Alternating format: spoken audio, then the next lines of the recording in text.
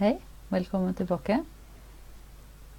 I dag skal jeg vise litt om de her holderne til kniv og penn og embossing-verktøy og sånt. Og til Cameo 3, som er den nyeste Cameoen, så er det 2 holdere.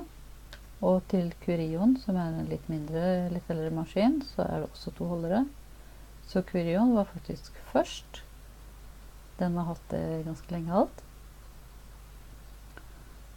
Og så lurer du kanskje på hva er vitsen med å ha 2 holdere. Og det er for at du kan for eksempel sette en kniv i ene, og så kan du sette en penn i den andre, og så kan du få den til å både tegne og skjære ut i samme operasjon. Så du slipper å ta ut verktøyet og sette i nytt og sånt. Og hvor du setter en eller andre spiller ikke så stor rolle. Du kan ha for eksempel kniv og penn. Du kan ha denne Curioen kan jo gjøre litt mer. Den kan jo embosse blant annet, og stiple og sketsje og hva det nå heter alt. Så her kan man jo da for eksempel ha 2 forskjellige embossing-verktøy. Du kan ha en med fin spiss og en med bred spiss. Eller du kan ha embosse, og så kan du skjære det ut etterpå. Altså med sammen. Og disse her er jo fargekode. Skal vi se. Nei. Skal vi zoome inn litt til der, så ser du det litt bedre. Da ser du at det her oppå her så er det en rød ring, og så er det en blå ring. Og akkurat samme er det her. Det er en rød og en blå ring. Disse tilsvarer da i skjæreinnstillingene, så har du tool 1 og tool 2. Og det er altså den røde sitter i første holderen, og den blå sitter i andre holderen. Og da må du la maskinen få vite hva du har tenkt å gjøre med disse verktøyene, og hvilke verktøy du skal bruke og sånt. Nå har jeg satt inn her på cardstock på begge to, for at siden jeg har penn i. Man pleier jo ikke å tegne på vinyl, man kan kanskje gjøre det, men oftest gjør man jo ikke det. Det er jo mest papir, det kort. Så derfor har jeg valgt cardstock. Så nå har jeg markert første verktøyet her, den er blå. Og da er det verktøy 1.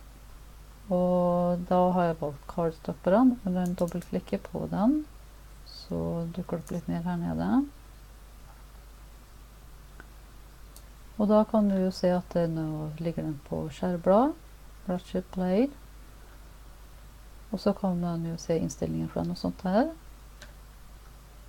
Så nå ligger det et blå på første, og så på tool 2 så kan du ta, det er også valgt cardstock. Og så kan jeg da bytte den her, og så kan jeg si at i den toeren der så har jeg faktisk ikke blad, jeg har en penn. Ja. Så nå ligger det en penn inne på toeren. Og om man vil så kan man legge inn en pause imellom her. Og det er jo om du skal for eksempel bytte ut et verktøy. Du kan jo kjøre først med disse to her, og så kan du bytte ut den ene, og så legger du inn noe annet. Så da legger du den på pause så lenge, og så bytter du verktøy, og så fortsetter du, så bytter du bare ut den her mot noe annet. Eller om du behøver å ta ut materialet og legge det inn tilbake igjen. Tenk da på at med Cameoen så kan det være litt vanskelig om du tar materialet ut og legger det inn eksakt tilbake på rett sted igjen. Curion er det litt lettere, for der har du en plattform. Og den plattformen kan bare settes i på en måte. Den ligger jo mot kanten her, så den kan liksom ikke legges litt skjevt eller litt feil. Så her kan du faktisk ta ut alt sammen her, og så kan du bare kjøre den inn tilbake, og så havner den eksakt rett igjen. Så da kan du også bytte mellom forskjellige verktøy.